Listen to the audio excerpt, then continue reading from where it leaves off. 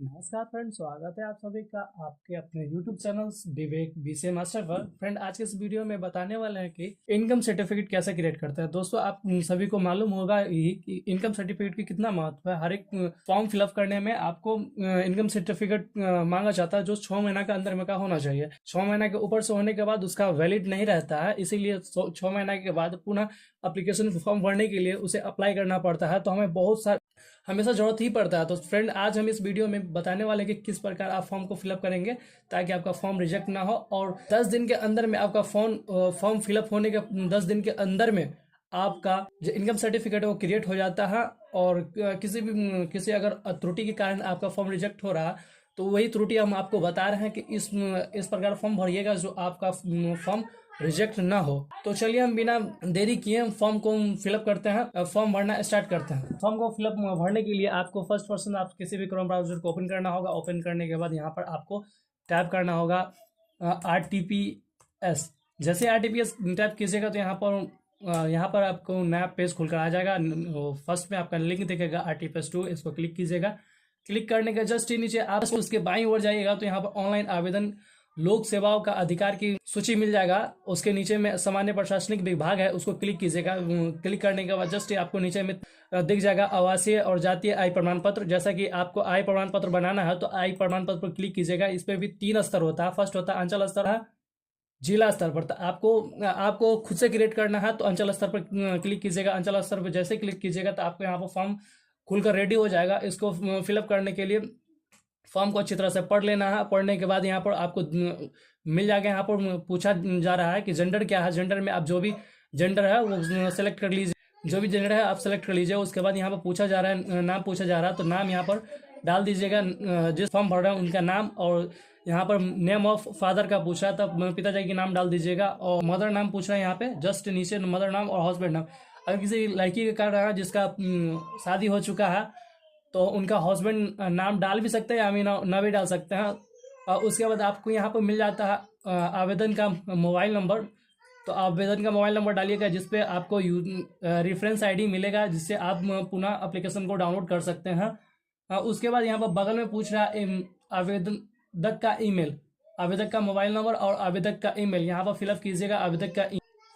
उसके बाद नीचे में आपको मिल जाएगा राज्य, यानी कि स्टेट से बिलोंग करते हैं तो यहाँ पर आप बिहार सेलेक्ट कर लीजिएगा। बिहार सेलेक्ट करने के बाद आप जिस भी डिस्ट्रिक्ट से आते हो डिस्ट्रिक्ट को सिलेक्ट कीजिएगा।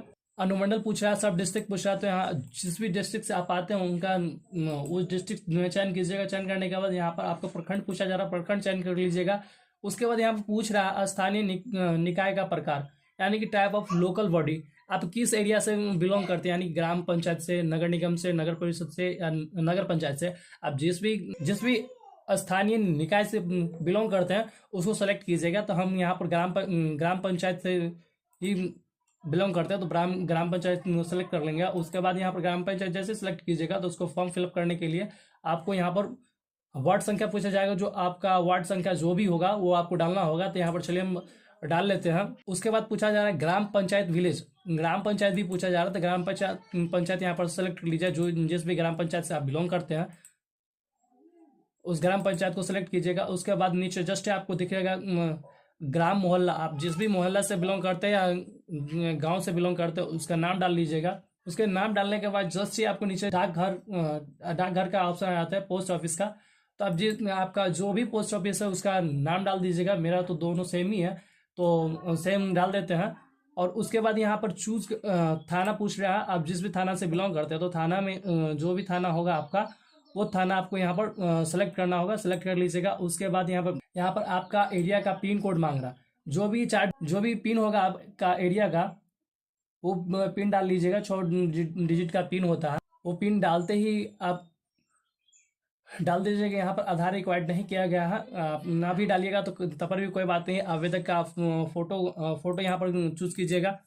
जैसे ही चूज करने के लिए खोलिएगा तो यहाँ पर आपको आवेदक का फोटो आपको चूज कर लेना है। जैसे कि हम एक आवेदक का फोटो चूज करते हैं, यहाँ पर आपको दिख जाएगा कि आवेदक का फोटो दिखा रहा है। उसके बाद यहाँ पर पेशा पूछ रहा है आप क्या है, स्टूडेंट, सरकारी सेवा में रिक्त है, निजी सेवा में, व्यापार में, किसान है या गृहिणी है, अन्य है, जो भी है आप सेलेक्ट कर सकते हैं। फिलहाल हम स्टूडेंट के लिए बना रहे हैं तो स्टूडेंट को हम सेलेक्ट करेंगे। और किस उद्देश्य से आप इस इनकम सर्टिफिकेट को अप्लाई कर रहे हैं, तो आप डाल लीजिएगा जो भी फॉर्म अप्लाई हो, और उसका नाम डाल लीजिएगा। हम डाल लेते हैं फॉर्म अप्लाई, चाहे जो भी कुछ हो।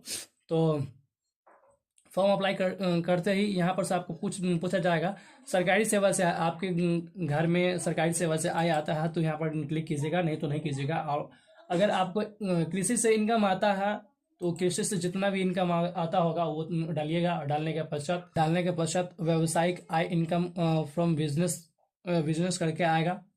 उसके बाद आय वार्षिक टोटल इनकम पूछा जा रहा है, तो यहाँ पर अन्य स्रोत में डालिएगा, टोटल कलेक्ट होकर आ जाएगा। अन्य स्रोत में आपका जितना होगा आप डाल लीजिएगा, टोटल यहाँ पर अमाउंट शो कर जाएगा। उसके बाद यहाँ पर आपको आई एग्री पर क्लिक होगा तो ठीक है, रहने दीजिएगा। रहना होगा तो क्लिक कर लीजिएगा। क्लिक करने के बाद आपको यहाँ पर नीचे मिल जाएगा कैप्चा कोड। इस कैप्चा कोड को फिलअप कीजिएगा। कैप्चा फिलअप करने के बाद जैसे ही आप प्रोसीड का ऑप्शन को क्लिक कीजिएगा तो एडिट का ऑप्शन मिल रहा है। आपको देख लेना है कि कुछ भी गलती हो तो यहाँ पर से आप जाकर एडिट कर सकते हैं। एडिट करने के लिए यहाँ पर एडिट का ऑप्शन दिया गया है, बट मेरा करेक्ट है तो एडिट नहीं करेंगे। यहाँ पर अटैच एनवलप में यानी कि डॉक्यूमेंट मांग रहा है, तो डॉक्यूमेंट में आप यहाँ पर जो देना चाहते हैं वो यहाँ पर सेलेक्ट कीजिएगा। तो हम आधार कार्ड देना चाहते हैं तो आधार कार्ड सेलेक्ट करेंगे। यहाँ पर से आधार कार्ड को हम चूज कर लेंगे।